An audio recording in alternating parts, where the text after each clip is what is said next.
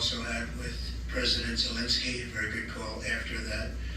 And I think we're on the way to getting peace. I think President Putin wants peace, and President Zelensky wants peace, and I want peace. I just want to see people stop getting killed. We'll get something done. We're going to be meeting, actually tomorrow they're meeting in Munich, as you know, and we're going to have some other meetings, and I'll be dealing with President Putin largely on the phone, and we ultimately expect to meet. In fact, we expect that he'll come here, and I'll go there, and we're going to meet also probably in Saudi Arabia. The first time we'll meet in Saudi Arabia, see if we can get something done. Guys won't go out, it's raining pretty hard like when I left today. Now to the war in the Middle East. Here's a shocking photo, folks. Former Israeli Defense Forces soldier Asher Fredman posting this picture on X. He included the caption, quote, "When I served in Lebanon last October, we found huge Hezbollah weapons cache, together with USAID care packages, not to mention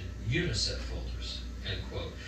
Greta Van Susteren spoke with the former IDF soldier, Mr. Fredman, about that discovery. Here's that interview. Asher, thank you very much for joining me. It's a pleasure to be here. In connection with your position with the IDF, you've had to go in different places and look to see, what's around, especially like in Hezbollah areas. I know you saw something that most Americans would be surprised about. Can you tell me what you were doing and what you saw?